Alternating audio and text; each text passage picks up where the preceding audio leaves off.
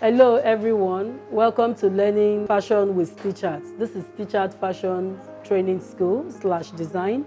My name is Amazing Grace. I am going to be teaching you today how to take proper basic body measurements.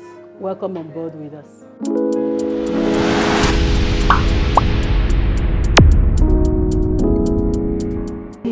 We are going to be learning how to take proper body measurements. And there is a need for you to, before you even take the body measurements, there is a need for you to know that there are some factors you need to put into consideration. You just don't go measuring everybody you see under every circumstances. Now, the first factor you need to know is that you need a good and a consistent tape. Now, what's a good tape? We don't know because you are not the manufacturer. Make sure that it starts from the 0 to infinite, as the case may be. This stops at 60. But I've seen tapes that stop at 150. So one, it has to be a good and a consistent tape. Two, the person must be wearing a dress as light as possible. Number three, the person has to be alert, at ease. You don't want to measure somebody slouching, somebody who is bending or who is uncomfortable. Number four, you also need to be comfortable yourself. You can't be measuring somebody from a point where you are, that's from a place where you are not comfortable. You that you are measuring must also be comfortable. Then if she's a woman, she must be wearing a bra. I didn't say a girl child or a baby. I said a woman, she must be wearing a bra. Whether the bra is good or not is irrelevant. She needs to wear a bra. There is a way we adjust this bra to make them okay. But that she's not wearing a bra at all is a no-no if you want to measure someone. It's 5. Wearing a good and a consistent tape, wearing a dress as light as possible. The person you are measuring must be at ease, alert, comfortable. You that you are measuring the person must also be at ease, alert. Number 6. Number 5, you must also, if she's a woman, she must be wearing a bra. Now, so we want to measure, we'll be using a model. So let's use you. We're using a lady. And as you can see, women are very curvy, unlike men. And like we said, a good and a consistent tape. She must be wearing a dress. She doesn't necessarily need to go naked, but she must be wearing something as light as possible. We don't want bulky or very clothes. The dress she's wearing not to have so much detail. This is light enough for me. This will enable me see her contours. That will even enable me know what, if I'm to choose for her, what fits this body type. Then she must be at ease. Then I must also be at ease. Then she's wearing a bra. So we're going to start with bust measurements.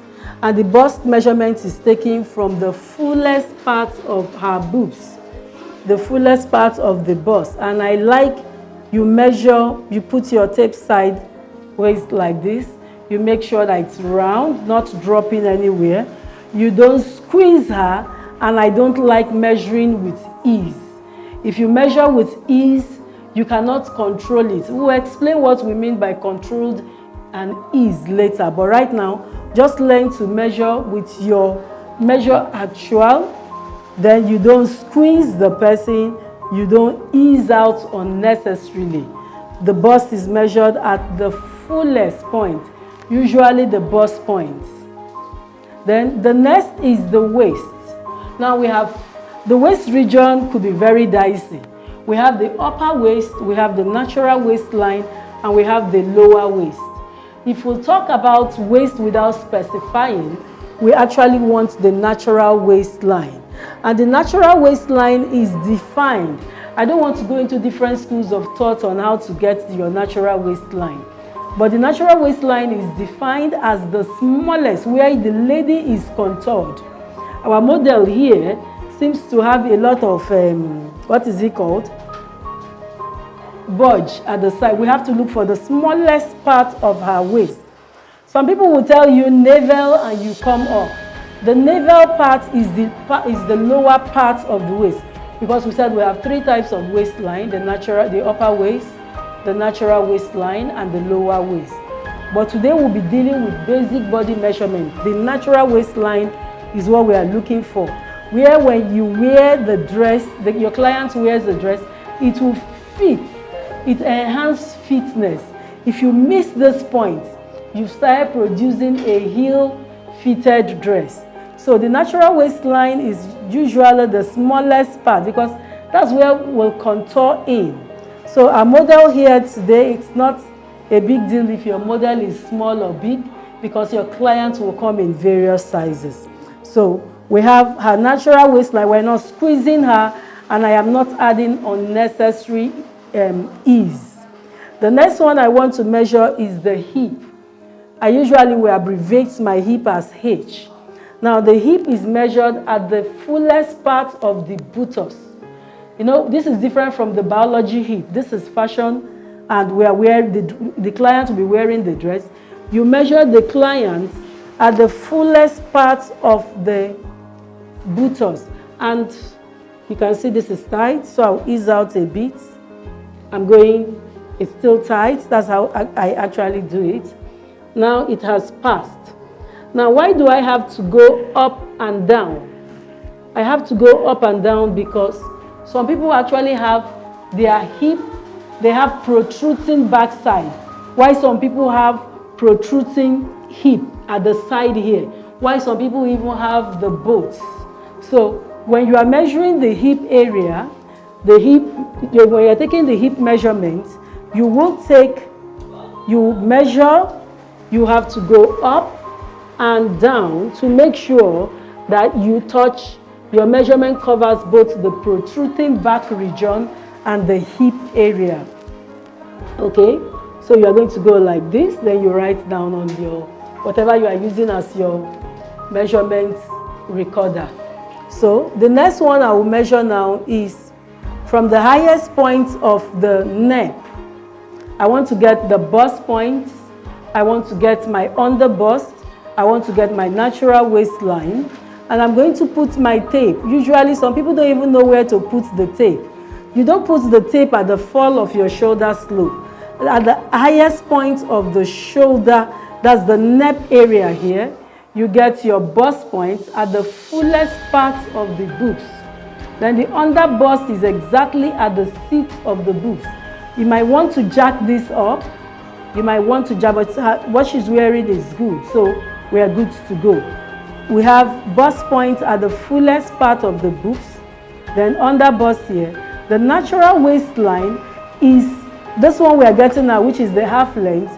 We got at the point of the natural waistline a vertical movement. Remember, we had a natural waistline, the circumference at this point, okay, and this has to stop at the seat of that natural waistline, so that this is a location, so that when you go into pattern drafting, you'll be able to locate where your natural waistline is. You won't be doing guesswork.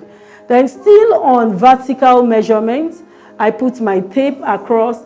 I want to talk about blouse length. It's actually desired, okay? And I want to talk about gown length. It's actually desired. And I want to talk about, that's the blouse and the gown length. Now, then, again, we're going to look at shoulder. The shoulder measurement is taken from the shoulder bone to the shoulder bone, or from the spinal bone to one shoulder bone times 2. I repeat, shoulder bone to shoulder bone. I like the fact that she's wearing a sleeveless. That will enable me look at this well. Because sometimes this is dicey, and this could cause, when you don't get it well, you get a heel-fitted dress. A heel-fitted dress starts when the construction is wrong. And the construction is wrong because the body measurement is not correct. You can imagine if you go for shoulder 17. Now, shoulder 17, you see where we have this? It's already on the part of her hand. And it will give you a heel-fitted dress.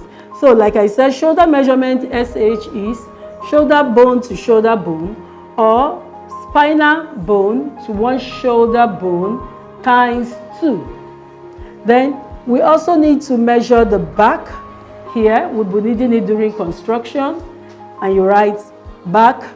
Then at the front view here, upper chest, you might need to also measure this. Now, usually use when some people make clothes, you see fluffs here. It's because you didn't take the proper measurements you needed here. So you don't even know what to go in. Yes, there are some formulas you could use. But if you are making a bespoke, why don't you just measure the person? I use inch anyway. I use inch. I don't want the centimeter part of it. But you measure her here.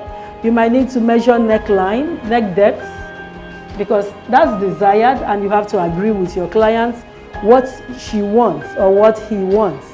Then we have the issue of sleeve length. The sleeve length is taken from the shoulder bone downward, desired. It could be short, it could be above the elbow, below, anywhere you want. The words desired I will explain later. Then we also have the skirt measurement. Usually, we advise that you measure the person from the hip bone. You put your tape on the hip bone to your desired point. Desired point. The word desired keep coming up anytime we talk about blouse length, gown length, sleeve length, okay, skirt length, trouser length. All this, the word desired, because it has to do with what your client wants, your experience as the designer, and what your client wants, the style in question, and your own experience as the designer will now reconcile both. If what she wants will fit her, then you might need to discuss that with her. So today, again, we went through basic body measurement. There is a lot more. We have neck width, we have nipple to nipple, we even have roundness of sleeve. When you want to take roundness of sleeve, you might need to measure the fullest part. I usually advise that the hand stays down, since you're not going to be working with your arm like this. And I find out that when you are measuring, like when your hands are like this, the hand tends to compress and expand. So I advise you put your hand, measure the fullest. First, you measure them in grit.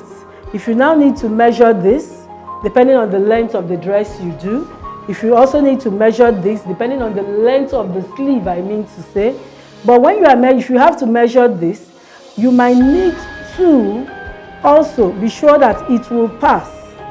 If it will not pass, you might need to check against fabric influence.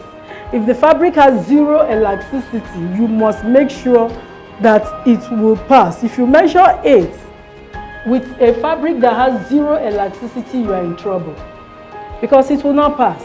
But if there is a zipper, that's an opening, you can do that, because the opening will actually work.